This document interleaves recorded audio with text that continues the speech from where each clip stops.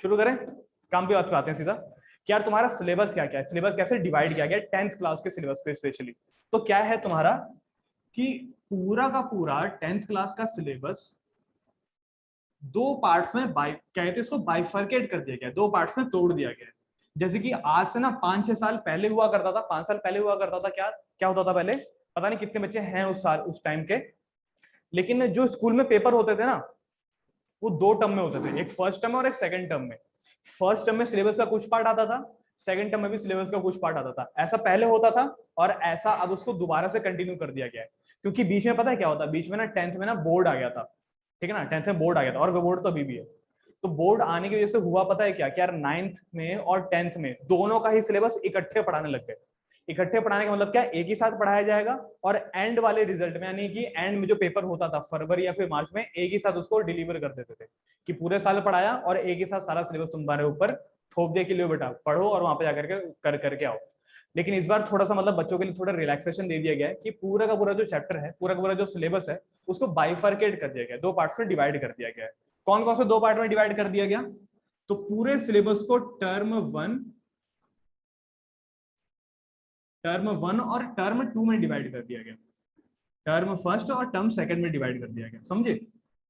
Term first में पूरे syllabus का 50% आएगा, अप्रॉक्स 50% आएगा, और टर्म टू में भी सिलेबस का अप्रॉक्स 50% ही आपको दिखाई देगा, यानी कि पूरा सिलेबस का 50-50% आपको दोनों ही टर्म में दिखाई देंगे। यहाँ तक क्लियर है। अच्छा, टर्म वन और टर्म टू कैसे कैसे कब कब पेपर होंगे, तो यार टर्म वन का जो पेपर होगा ये तुम्हारा होगा नवंबर और दिसंबर में, और टर्म टू का जो पेपर होगा वो तुम्हारा कब होगा पता है, मार्च और अप्रैल में। बोलने का मतलब ये क्या, नवंबर दिसंबर का जो पेपर है ये मतलब कि नवंबर के आखिरी हफ्ते में स्टार्ट हो सकता है और दिसंबर के कुछ शुरुआती हफ्तों में खत्म हो सकता है। और जो तुम्हारा नया सेशन चलेगा किसी भी तरह के स्कूल में वो शायद जनवरी से ही स्टार्ट होगा। सेम टू सेम मार्च अप्रैल के साथ भी ऐसा ही है। मार्च में क्या होगा कि यार मार्च के एंड में स्टार्ट होगा और अप्रैल की शुरुआत में शायद खत्म भी हो जाए, या फिर ऐसा भी हो सकता है यार पूरे अप्रैल भी चले, क्योंकि यार सिर्फ जो बेसिक पेपर अगर आप छोड़ो तो कुछ और पेपर भी हैं और बड़ी बड़ी क्लासों के भी हैं, उनके भी पेपर चलते रहते हैं। जैसे कि यार संस्कृत का पेपर हो गया, लैंग्वेज का पेपर हो गया, कई स्कूलों में तो जर्मनी वगैरह भी पढ़ाई जाती है, स्पेनिश वगैरह, ये सारी चीजें चल रही होती हैं, तो वो पूरा महीना ही चल रहा होता है, समझे। तो ये है नवंबर दिसंबर में पेपर होगा और इसका मार्च और अप्रैल में। एक और मेन डिफरेंस इन दोनों टर्म में ये है कि टर्म वन का जो पेपर होगा वो होगा ऑब्जेक्टिव, और टर्म टू के जो पेपर होंगे वो होंगे तुम्हारे सब्जेक्टिव। ऑब्जेक्टिव और सब्जेक्टिव, ऑब्जेक्टिव मतलब क्या हो गया, ऑब्जेक्टिव मतलब हो गया जैसे कि मल्टीपल चॉइस क्वेश्चन होते हैं उन्हें हम कहते हैं objective type. Multiple choice question हो गए, फिल इन द ब्लैंक्स हो गया, और भी जो मर्जी मैच द फॉलोइंग हो गए, ये सारे तुमको ना ऑब्जेक्टिव टाइप में दे जाएंगे। वन वर्ड आंसर भी कंसीडर कर सकते हैं सब चीजों में, ठीक है ना। तो ये हो गया तुम्हारा ऑब्जेक्टिव टाइप। सब्जेक्टिव में क्या होता है, सब्जेक्टिव में प्रॉपर क्वेश्चन के साथ आपको प्रॉपर आंसर डिलीवर करना पड़ता है विद द प्रॉपर फॉर्मेट, समझे कि नहीं समझे। प्रॉपर क्वेश्चन का प्रॉपर आंसर, यानी कि वही वाले क्वेश्चन जहां पर आपको शुरुआत में बोलना पड़ता था कि let something be X, let something be Y, proper दो इक्वेशन बनती थी, प्रॉपर दो इक्वेशन को सॉल्व करना पड़ता था, वो सारा का सारा आपको सब्जेक्टिव में देखने को मिलेगा। लेकिन जबकि ऑब्जेक्टिव में क्या है, सारा का सारा ऑप्शन बेस्ड है और आराम से निपट भी जाएगा, ज्यादा उसमें प्रोसीजर को ध्यान रखने वाली बात है नहीं, ठीक है ना। रफ वर्क करते करते आराम से चीजें निपट जाती हैं। तो ये तुम्हारा ऑब्जेक्टिव और ये तुम्हारा सब्जेक्टिव। एक मेन डिफरेंस इसमें ये क्या, ऑब्जेक्टिव जो है ये ऑनलाइन होने वाला है और सब्जेक्टिव जो है ये वाला ऑफलाइन।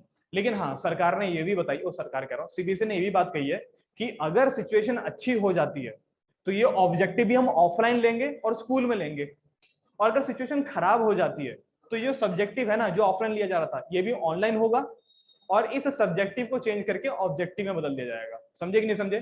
तब जब सिचुएशन खराब हो जाएगी और जब सिचुएशन अच्छी होगी, इन दोनों के बारे में। एक और मेन डिफरेंस इसमें ये है टाइमिंग का। क्या ये जो ऑब्जेक्टिव वाला पेपर है ना ये तुम्हारे 1.5 घंटे चलेगा और ये चलेगा तुम्हारा 2 घंटे।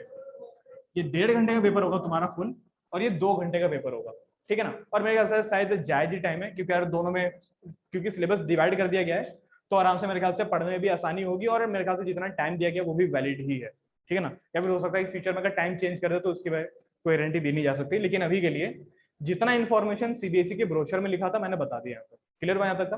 अब बात करते हैं सिलेबस की कि सिलेबस कितना आ रहा है, तो ये इंपॉर्टेंट है यार। अच्छा, आपको याद हो तो यार जब मैंने 10th की सबसे फर्स्ट क्लास ली थी ना तो फर्स्ट क्लास में सबसे पहले मैं सिलेबस के बारे में ही बताता हूँ। सिलेबस के बारे में मतलब क्या, कि तुम्हारा पूरा सिलेबस कैसा है, कितने यूनिट्स में डिवाइडेड है, कितने चैप्टर कौन कौन से यूनिट्स में आते हैं, ये सारी चीजें बता दी जाती है। लेकिन अभी पता है क्या हुआ, अभी सिर्फ चैप्टर को डिवाइड नहीं किया गया, चैप्टर को यूनिट के बेसिस पे डिवाइड किया गया। मतलब क्या, देखो पहले होता था कि यार पहले मतलब आज से कुछ 4-5 साल पहले ऐसा बोलते थे स्कूलों में कि आप पहले से लेकर के 7वें चैप्टर तक फर्स्ट टर्म में आएगा, फिर 8वें से लेकर के 15वें चैप्टर तक आपके सेकंड टर्म में आएगा, ऐसा कहते थे। लेकिन अब क्या करा गया है, पूरे के पूरे सिलेबस को ना यूनिट वाइज डिवाइड किया गया है। यूनिट वाइज डिवाइड बोलने का मतलब है ये, पहले तो समझ लो यूनिट किसे कहते हैं। जैसे अलजेब्रा एक यूनिट है, अलजेब्रा पूरी एक यूनिट है। इस यूनिट में तुम्हारे 3 चैप्टर आते हैं, कौन कौन से, 4 चैप्टर आते हैं, कौन कौन से, chapter number 2 polynomial, chapter number 3 linear equation, chapter number 4 quadratic equation, और चैप्टर नंबर 5 अरिथमेटिक प्रोग्रेशन। ये 4 के 4 चैप्टर आपको अलजेब्रा वाले यूनिट में दिखाई देते हैं। लेकिन उन्होंने क्या करा, इस पूरे अलजेब्रा वाले यूनिट को ही डिवाइड कर दिया गया। मतलब क्या हुआ, कुछ चैप्टर फर्स्ट टर्म में आएंगे और कुछ चैप्टर सेकंड टर्म में आएंगे। सेम टू सेम ऐसा हर यूनिट के साथ किया गया है। ट्रिग्नोमेट्री एक यूनिट है जिसमें कि आपके 2 चैप्टर आते हैं, एक आता है तुम्हारा चैप्टर 9 और एक आता है चैप्टर 8 और एक चैप्टर 9 आता है। चैप्टर 8 और चैप्टर 9 को भी 2 पार्ट में डिवाइड कर दिया गया। चैप्टर 8 आएगा तुम्हारे फर्स्ट टर्म में, चैप्टर 9 आएगा तुम्हारे सेकंड टर्म में। इस तरह से इसको डिवाइड कर दिया गया है। अब मैं यहाँ पर एक पूरा एक तरह से एक समरी लिख रहा हूँ, इसमें आप देख लेना कौन कौन से चैप्टर है, कैसे कैसे फर्स्ट टर्म में आ रहा है, कौन सा सेकंड टर्म में आ रहा है। जिसको समझ में नहीं आएगा पूछ लेना। लेकिन अगर यहाँ पर अगर क्लियर नहीं दिखाई दे तो कोई बात नहीं, तुमको पीडीएफ मिल जाएगी, पीडीएफ प्रॉपर वे में तुमको मिल जाएगा, कोई दिक्कत नहीं है उसमें। चलिए ये रहा तुम्हारा सिलेबस टर्म 1 का और टर्म 2 का। ये रहा टर्म 1 का,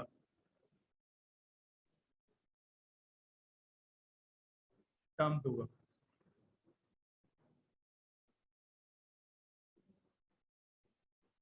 यूनिट नंबर 1, देखो यूनिट नंबर 1 का नाम है तुम्हारा रियल नंबर।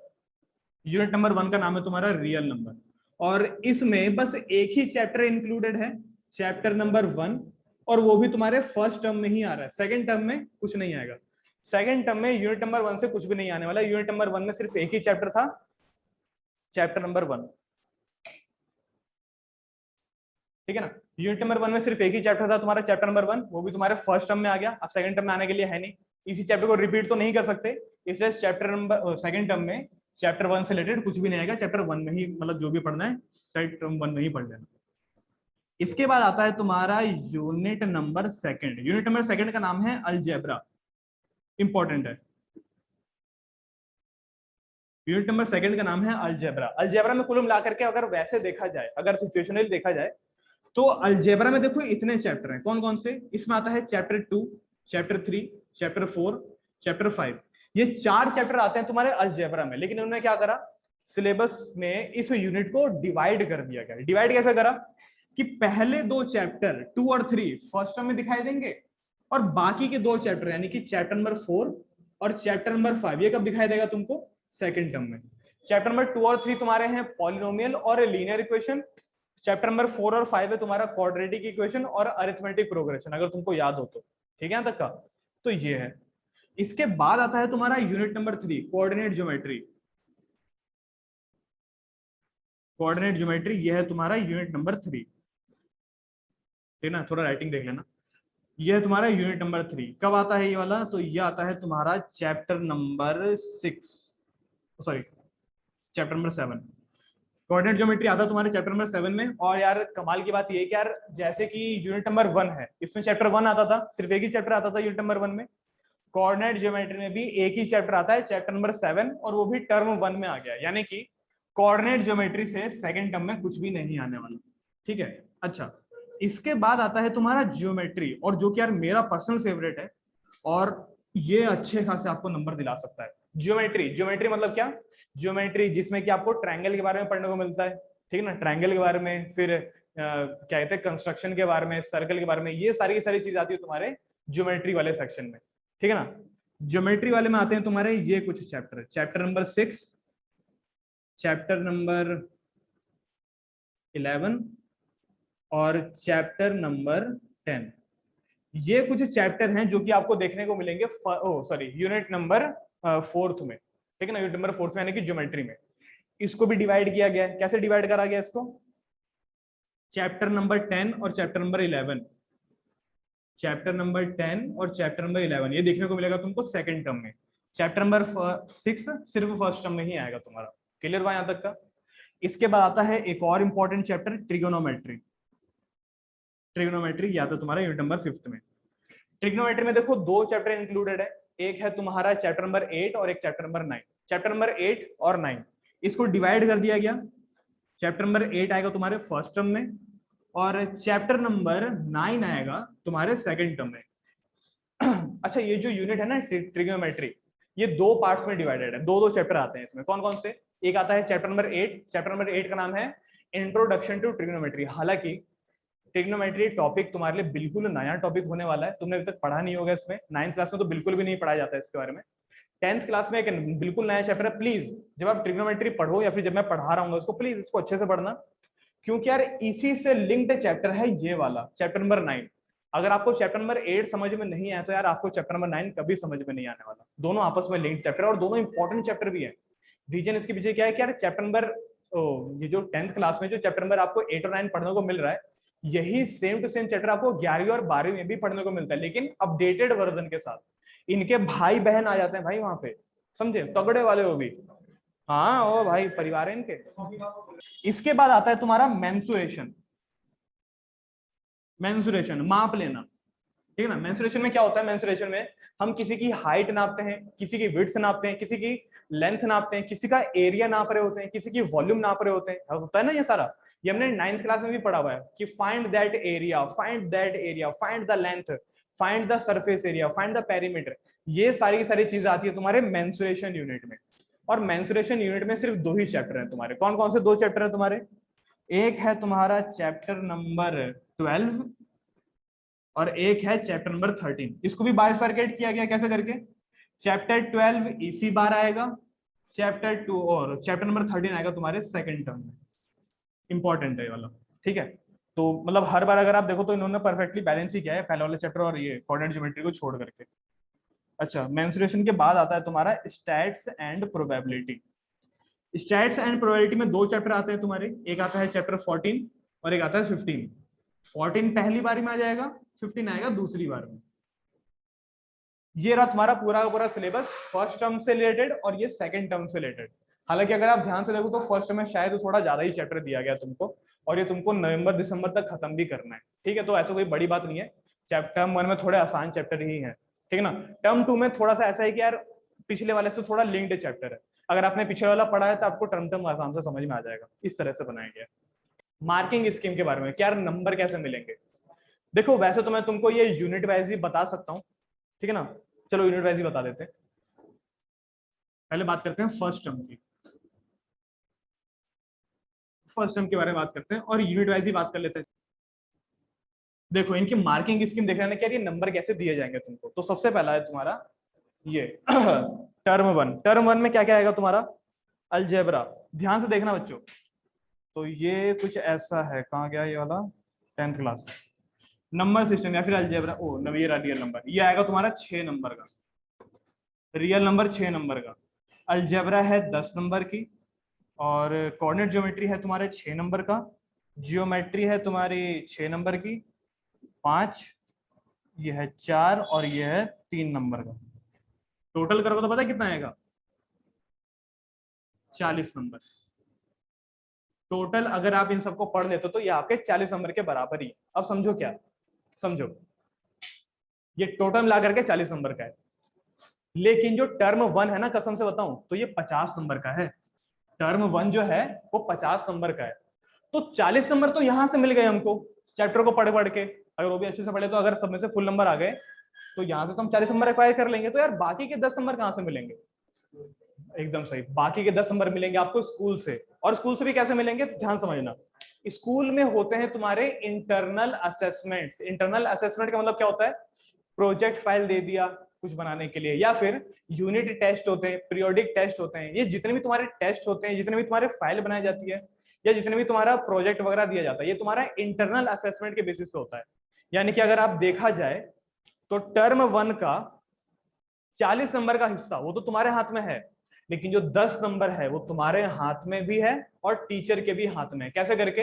अच्छा परफॉर्मेंस करोगे तो इंटरनल में पूरे नंबर मिल सकते हैं, अगर थोड़ा एवरेज परफॉर्मेंस करोगे तो यार इंटरनल में तुम्हारे नंबर कम भी हो सकते हैं, लेकिन कोशिश करिएगा कि यार आप कोशिश करिएगा, क्योंकि आप टीचर के कांटेक्ट में ही रहोगे ना, तो कोशिश करना कि यार इंटरनल में आपको ज्यादा से ज्यादा नंबर मिले, ऐसा कोशिश करिएगा। इंटरनल कुल मिलाकर के 10 नंबर का होता है, तो कोशिश करना कि यार आपके टीचर, ये हो गया तुम्हारे 40 नंबर का, ठीक है। अच्छा, और इसके बाद हो गया तुम्हारा इंटरनल असेसमेंट, इसके बाद हो गया तुम्हारा इंटरनल असेसमेंट 10 नंबर का। इंटरनल असेसमेंट, इंटरनल असेसमेंट भी इन्हीं चैप्टर से रिलेटेड ही आएगा, और वो कुल मिलाकर के 10 नंबर से ही होंगे। और ये रहा तुम्हारा टोटल, टोटल हो गया तुम्हारा 50 नंबर का, समझे।